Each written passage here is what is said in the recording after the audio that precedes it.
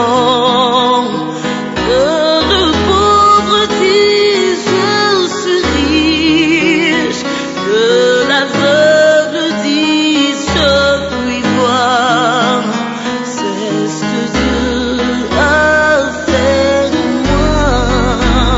Que le fer dise. Bonjour et bienvenue à votre émission Espace de Surnaturel. C'est bel et bien moi, votre humble servante, Sarah Lumombe, LS90, la surnaturelle. Je profite aussi de cette occasion pour vous souhaiter des bonnes fêtes de Noël et de Nouvel An 2016. Comme d'habitude, je ne suis pas toujours seule, je suis toujours accompagnée avec l'homme des surnaturels, le prophète Stéphane Kalenda Wanyemwe. Avec lui, aujourd'hui, on va parler de signes des temps de la fin. Les signes des temps de la fin, nous ne savons pas si nous sommes déjà arrivés presque à la fin ou c'est comment. Et je dis déjà bonjour au prophète. Bonjour prophète. Bonjour Sarah Lumombe, la surnaturelle. Mais le meilleur, je vous le souhaite déjà. Merci également aussi. Ok, merci. Prophète, comme on l'a dit, aujourd'hui nous allons parler de signes de temps de la fin. Pouvez-vous nous expliquer qu'est-ce que temps de la fin? Merci de la question, Sarah. Quand on parle de signes, donc le temps de la fin, c'est le temps qui marque l'arrêt de toutes choses sur la terre, qui est tout un processus qui vient par rapport à certaines prophéties de la Bible. Si je veux prendre un texte biblique dans l'Apocalypse chapitre 1er, à partir du premier verset, la Bible dit, révélation de Jésus-Christ, que Dieu lui a donné pour montrer à ses serviteurs les choses qui doivent arriver bientôt, et qu'il a fait connaître par l'envoi de son ange à son serviteur Jean, lequel a attesté la parole de Dieu et les témoignages de Jésus-Christ, tout ce qu'il a vu. Heureux celui qui lit et ceux qui entendent les paroles de la prophétie et qui gardent les choses qui sont écrites, car le temps est proche. Le temps dont on parle ici, c'est ça le temps de la fin, le temps qui s'approche, parce que nous sommes en train d'aller petit à petit vers le temps de la fin. Le temps de la fin, c'est que l'arrêt de toutes choses, selon que Christ est en train de se révéler à son serviteur Jean ici, pour lui parler du temps de la fin. Je m'excuse, si nous pouvons rentrer aussi dans le livre de Daniel. Donc Daniel nous parle aussi des temps de la fin. Alors, ici, Daniel, vous le savez bien, c'est aussi un prophète à qui Dieu a parlé de quelque chose.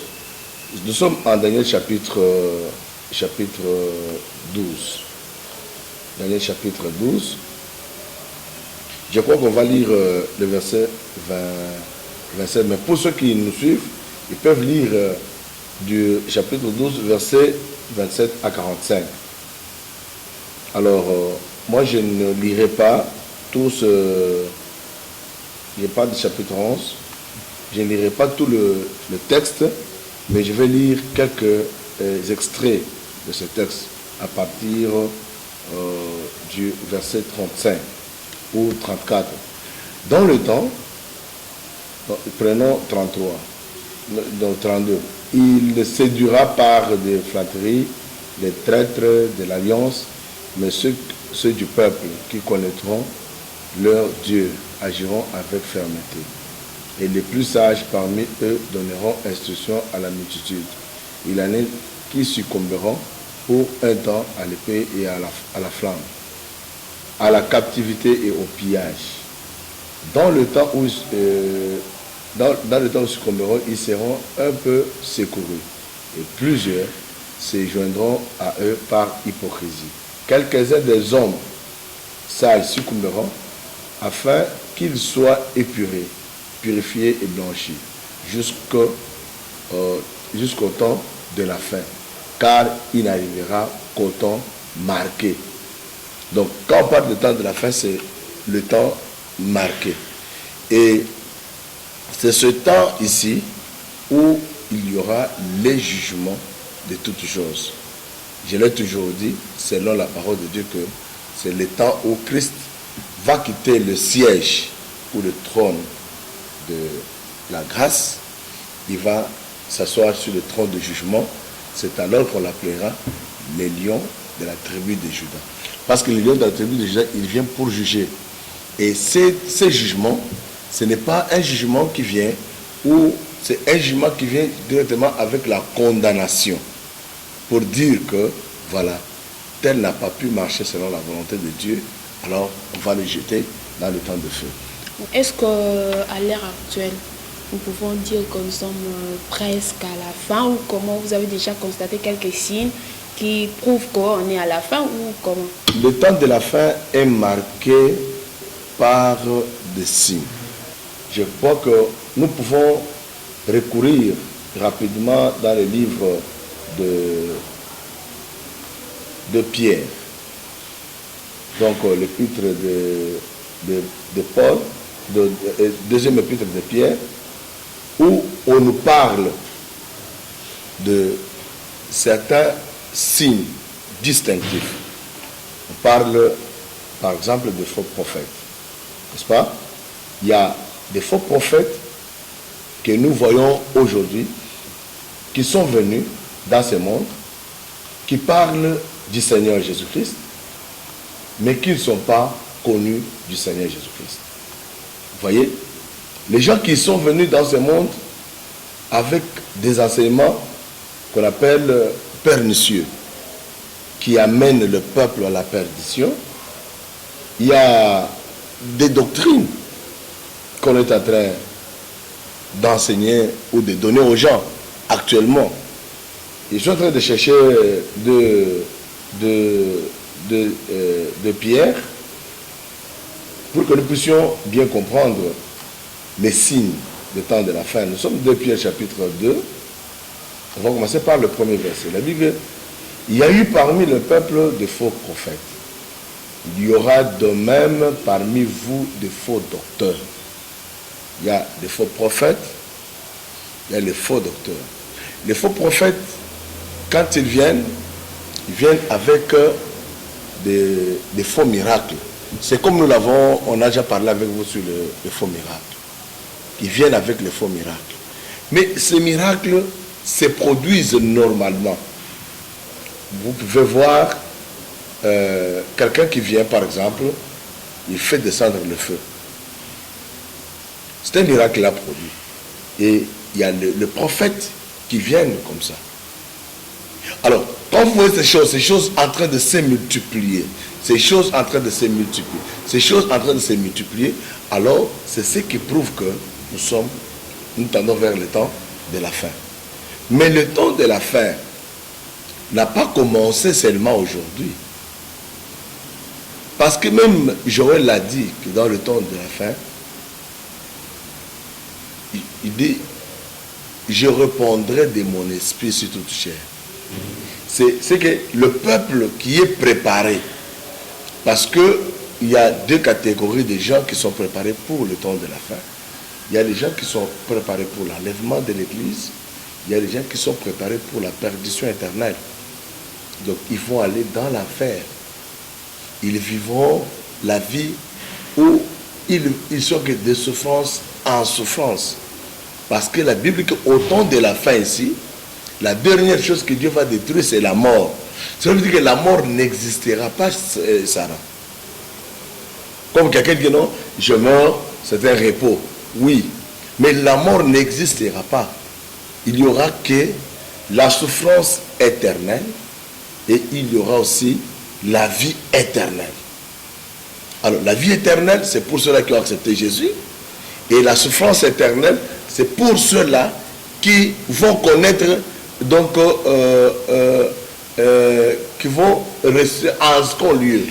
dans le temps où nous vivons, est-ce que nous approchons au temps de la fin ou comment? Nous sommes en train, écoute, il y a tous les signes sont déjà remarquables pour le temps de la fin. C'est pourquoi nous disons toujours, rachetons le temps, car les jours sont mauvais, selon la Bible. Tu vas me dire que, regarde, on a parlé des faux prophètes, on a parlé des faux docteurs. La Bible dit, les parents, les enfants se révolteront contre les parents. Les parents se révolteront contre les enfants. Il y aura la guerre partout. Vous entendrez les bruits de guerre partout. N'est-ce pas que vous êtes en train de vivre ça? Et nous les vivons aujourd'hui. Il y a des choses, les signes que vous voyez. Tout ce que vous voyez, les djihadistes, les Al-Qaïda, ce sont des signes des temps de la fin. Même ce qui vient de passer en France. Mais ce sont des signes des temps de la fin. Et il faut que les gens qui ont de l'intelligence puissent comprendre que nous tendons vers le temps de la fin. Les femmes entre elles se marient aujourd'hui. Les hommes entre eux se marient. Donc un homme prend une femme qui devient, et un homme qui prend un homme comme lui qui devient une femme. Une femme qui prend une femme comme elle qui devient son mari. Vous voyez, c'est la confusion. Nous sommes au temps où la confusion est en train de régner. Nous sommes au temps où vous allez voir que dans le temps, les gens se cachent, les gens cachaient donc leur science occulte. Mais aujourd'hui, c'est à l'abri de tout le monde. Et ils proposent n'importe qui aussi. Ils proposent n'importe qui. J'ai vu une fois, il y a de cela 12 ans ou 15 ans que j'ai rencontré, c'était à Chikapa, dans la province du Kasaï occidental, qui est actuellement Kasaï central, où j'ai trouvé toute une banderole où la campagne d'évangélisation de la Rose-Croix. Mais ce sont des choses qui s'est cachées. Mais aujourd'hui, c'est à l'abri de tout le monde. C'est ce qui prouve que nous sommes en train de tendre vers la fin du temps. Parce que vous allez trouver que les gens n'acceptent plus encore la parole. La parole n'est pas vraiment accessible aux gens. Les gens, ils voient que les choses qui leur intéressent, si vous lisez bien de Pierre, donc chapitre 2, vous allez comprendre beaucoup de choses, du premier jusqu'au 22e. Ici, on parle il dit, plusieurs les suivront, ils suivront ces faux prophètes-là, et les faux docteurs qui vont introduire les sectes pernicieuses. Vous voyez, les sectes pernicieuses. Ce sont les sectes aujourd'hui que vous voyez, ils sont en train de régner actuellement. Ils ont des temples partout. Et c'est écrit en grand caractère. Vous voyez? Et ces gens, quand ils viendront qu'avec la Bible ici.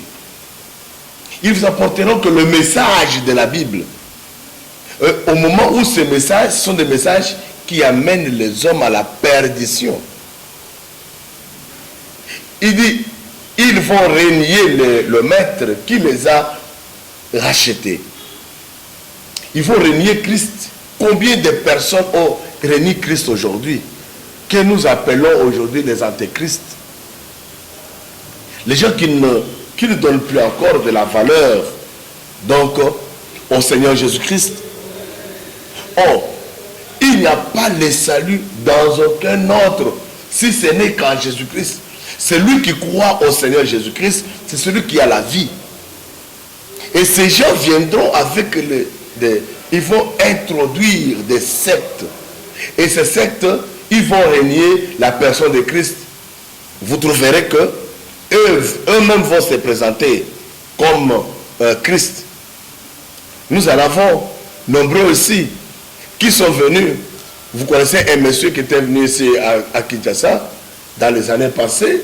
Je ne sais pas si à ce temps-là, toi, tu avais quel âge? Il y a monsieur Giorgio. Et tu l'as connu? Non. Un monsieur qui était venu avec les 7 plaies de Christ. Les plaies là en train de saigner. Donc, qu'est-ce qu'il veut présenter aux gens? Que c'est lui qui est Christ. Nous avons un monsieur qui était ici, qui a fait même certains troubles politiques ici chez nous, le monsieur Mukungubila, qui s'est présenté comme étant le prophète de l'Alliance. Quand on parle du prophète de l'Alliance, c'est la personne de Jésus-Christ. Vous voyez? Donc, il y a des gens qui aujourd'hui, quand vous êtes trouvés, qu'on parle, il y a ceux qui disent, qui baptisent les gens au nom de Branham, soit disant que c'est lui l'absolu, c'est lui qui est la parole de Dieu, c'est lui le 3e Adam. Donc c'est qu'ils considèrent que c'est Branham qui est le sauveur. Il y a ceux-là qui, pour prier, il faut qu'ils utilisent les chapelets, ou qu'ils soient devant une statuette qui représente Marie. Vous voyez? Ce sont des signes, des petits signes qui peuvent prouver que nous sommes au temps de la fin. Ici, on parle aussi de la cupidité. Vous voyez? Il y a la cupidité qui est en train de régner dans les gens. Donc, il y a beaucoup de signes que si, comme nous disons que tu as dit que c'est la première partie, qu'on aura à décortiquer signe par signe. Parce que c'est vraiment important que les gens puissent savoir que nous sommes au temps de la fin. Est-ce que je peux ajouter autre chose? Je peux ajouter quelque chose? Vous allez ajouter. Oui, merci. Ok, je dis ceci. Comme vous avez constaté que nous sommes vraiment arrivés au temps de la fin, presque vraiment à la fin, quel enseignement vous donnez à vos croyants? Non, écoute, les enseignements que nous donnons, ce sont des enseignements avertissants. Cela veut dire que nous devons avertir les chrétiens, les enfants de Dieu. Ils doivent savoir. Nous ne pouvons pas nous distraire qu'avec, en disant aux gens que vous aurez le mariage, vous aurez l'argent, vous aurez du travail. Parce que ces choses, moi, j'estime qu'il y a les païens qui en ont, mais qui n'ont pas demandé ça à Dieu. Mais qui ont trouvé des moyens par lesquels ils ont trouvé ça. Vous vous accrochez au verset dans le livre de Matthieu, demandez, on vous donnera. Mais demandez, on vous donnera. C'est la parole de Dieu, n'est-ce pas? C'est notre absolu. Je sais que si vous prêchez souvent aussi. Moi, j'ai dit ceci. Nous ne sommes pas autant de parler de ces choses-là, surtout parce que nous sommes au temps où on doit démontrer aux enfants de Dieu, les avertir que tous les signaux sont déjà là. La Bible dit que au temps de la fin, le son de la trompette va retentir. Et quand le son de la trompette va retentir, les morts dans le Seigneur resteront premièrement. Les vivants seront transformés. Pas avec la chair ici des pécheurs, non. Mais avec la chair de gloire, le corps de gloire, pour aller rencontrer le Seigneur. Parce que Christ, quand il est monté avec le corps de gloire. Donc, nous devons tirer beaucoup d'attention avec les enseignements que nous sommes en train de donner dans nos églises. Parce que nous sommes là pour préparer l'épouse. Écoute, jusqu'à aujourd'hui, l'église n'est pas encore l'épouse de Jésus-Christ. L'église est fiancée. Or, une fiancée, on la prépare. La Bible dit que ferons-nous de notre jeune sœur qui n'a plus encore de mamelle lorsqu'on viendra la chercher? Oh, la jeune sœur, c'est que c'est une petite fille qu'on est en train de préparer pour l'avenir. Que demain, elle va aller dans le mariage. Tu vois? Et quand elle va aller dans le mariage, l'époux qui viendra, comment il va la trouver? Donc, il faut qu'elle soit propre. Il faut qu'elle sache comment entretenir l'époux. C'est comme ça aussi avec l'église. L'église est préparée. On est en train de la préparer. Mais c'est comme lorsque le roi Assyrus, il a rompu avec Vasti. Mais on a cherché, on dit non, il faut qu'on a cherché les vierges, les jeunes filles vierges, et qu'elles puissent défiler devant le roi, afin que le roi porte son choix sur une seule. Je parle d'Esther qui a été choisie, mais à ce temps-là, les filles là, pour passer avant d'aller dans la cour royale, elles passaient dans la maison de préparation, où il y avait Égaï qui était l'eunuque. Son travail, c'était de préparer les filles. Il prépare, il dit voilà, il faut faire ça, il faut faire ça, il faut faire ça. Après avoir passé par Égaï, il devait passer devant les anciens. Vous voyez, les anciens commencent à apprécier et après ils vont passer dans la cour royale. Donc, l'eunuque qui prépare, c'est Ephésiens 4:11. Les ministres, que nous disons la main qui a 5 doigts, nous avons l'apôtre, nous avons le prophète, nous avons l'évangéliste, nous avons le docteur, nous avons le pasteur. C'est par le canal de ces 5 personnalités, ces 5 ministères, que l'Église est préparée.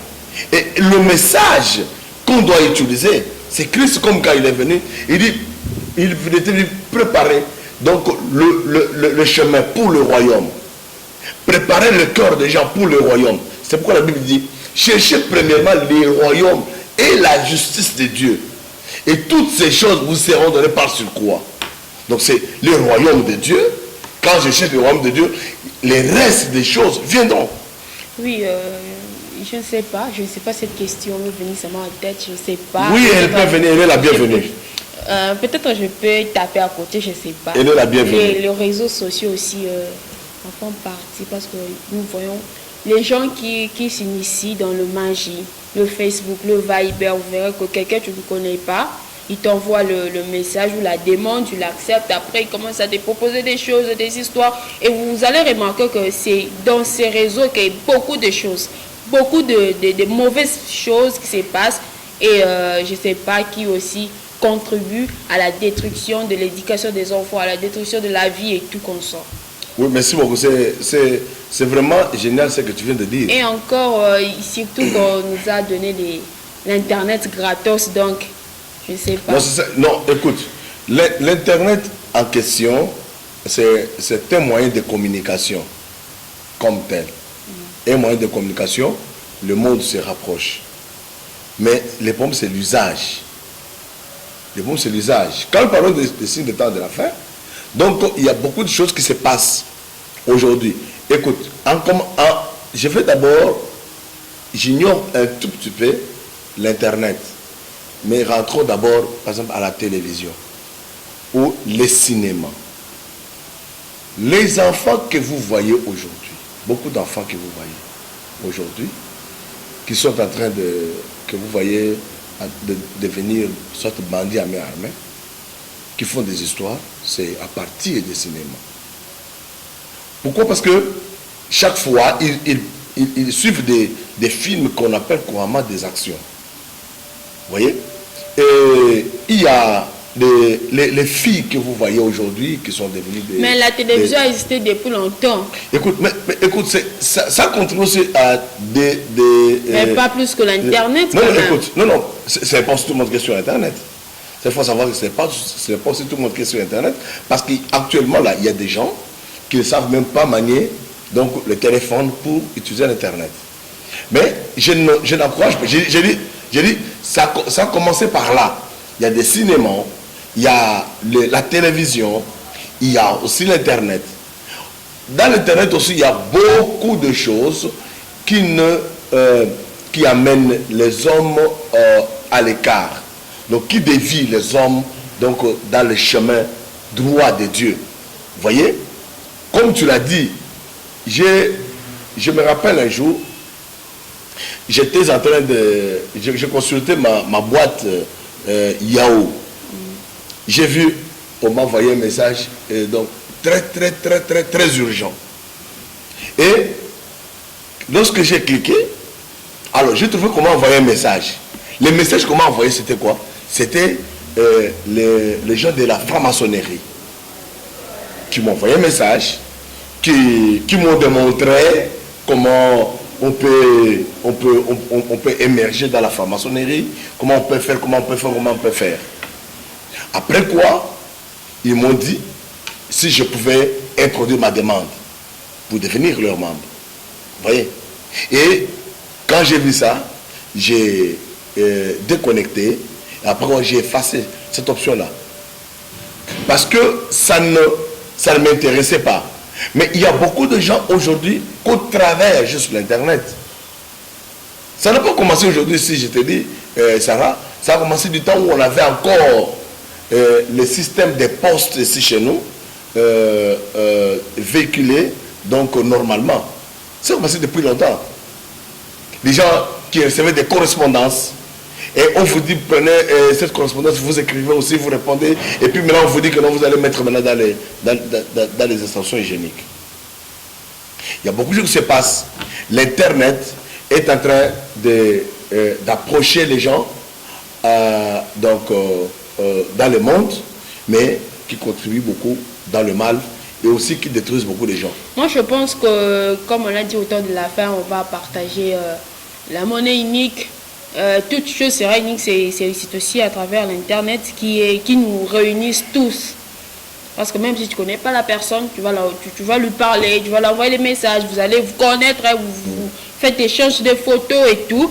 Et allons encore plus loin, on nous dit aujourd'hui, dans notre pays, je ne sais pas, partout, on utilise déjà le système de télévision numérique terrestre.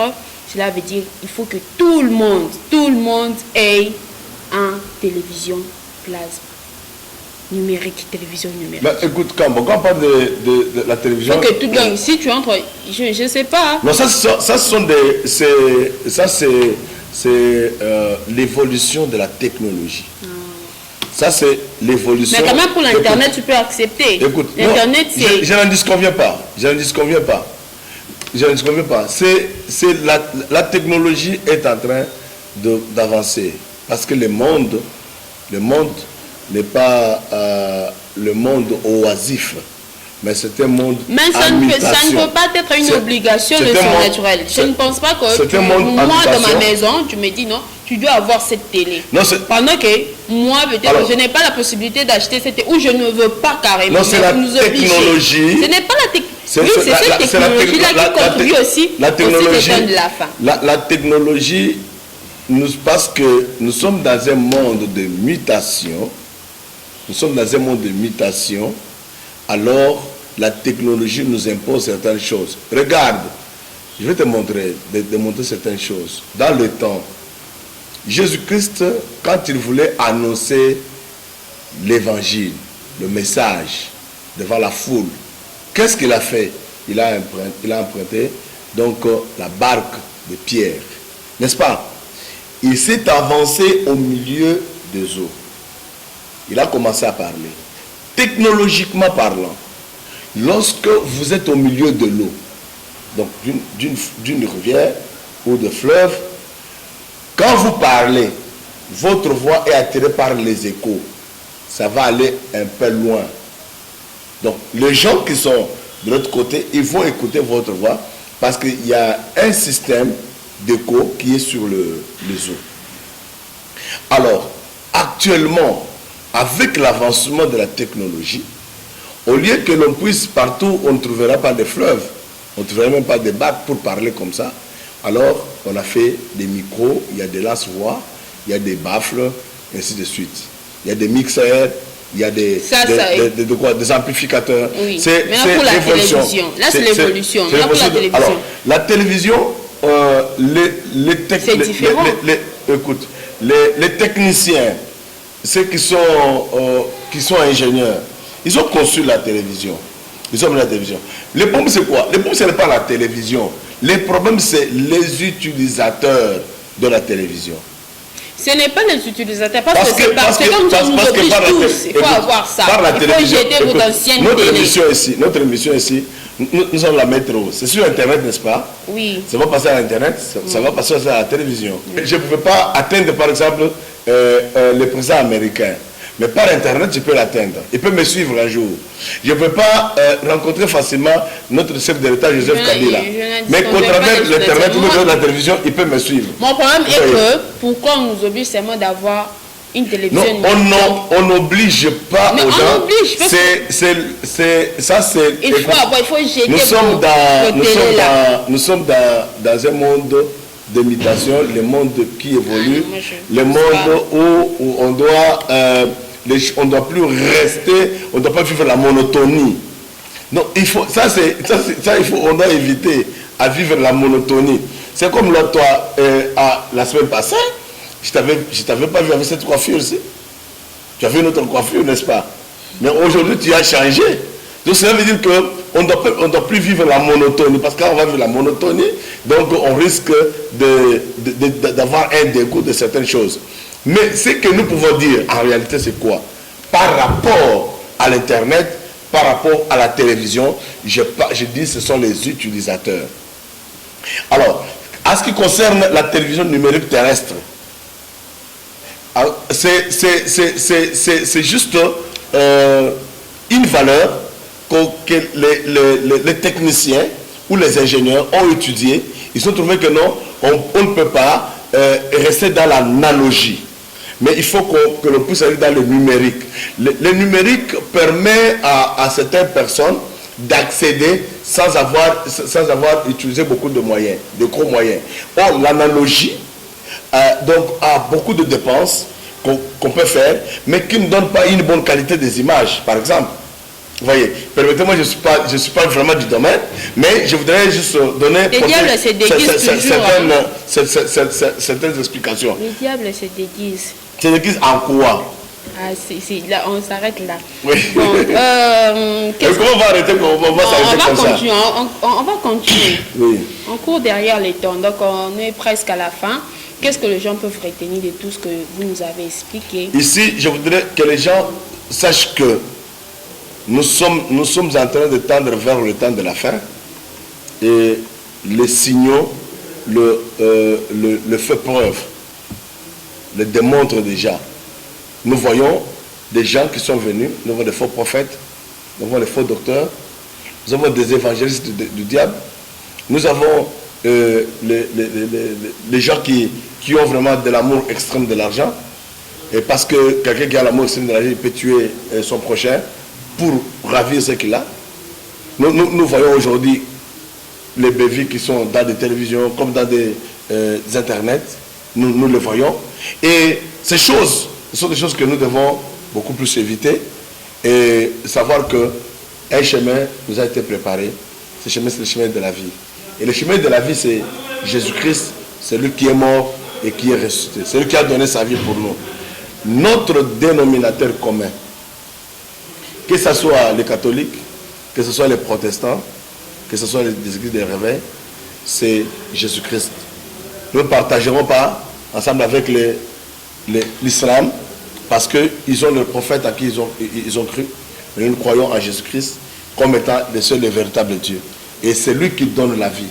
Donc, celui qui croit au Seigneur Jésus-Christ, il donne sa vie à Jésus-Christ, donc il sera sauvé et il ne vivra pas les impasses qui vont venir. Parce que je te dis, Sarah, c'est grave pour les gens qui vont rater l'enlèvement de l'église. C'est grave. Parce que toi, tu ne sauras pas te sauver avec ton oreille ou l'œil creusé. Tu vas renoncer. Tu vas dire non, je souhaite qu'on puisse mettre la marque de la bête sur moi. 666. Donc, mais il faut en profiter pendant ce temps de la grâce pour que nous puissions aller dans l'enlèvement lorsque Christ va venir. Or, le seul moyen pour aller dans l'enlèvement, c'est accepter Jésus comme Seigneur et Sauveur personnel. Selon Jean, chapitre 3, verset 16. Un verset connu de tout le monde et qui doit permettre à ce que les gens puissent être en contact avec le ciel et être citoyens du ciel. Merci beaucoup. Merci. Nous sommes Je te remercie aussi. Arrivés à la fin de notre émission d'aujourd'hui. Aujourd'hui, on avait parlé de signes de temps de la fin. C'était la première partie. Je pense que la semaine prochaine, on va boucler pour ces sujets. Et j'en profite encore pour cette occasion aussi de présenter mes vœux le meilleur à vous tous qui nous écrivez, vous tous qui nous aimez bien, qui nous appelez pour nous prodiguer des conseils, ainsi qu'à toute ma famille, la famille Lombombe, partout où vous êtes dans le monde. Je vous souhaite de bonnes fêtes de Noël et de l'année 2016 et à tous nos fans. C'était moi, Sarah Lombombe, LS Nonode, la surnaturelle, votre Moussa Nabino quoi, donc tout le monde, bye bye.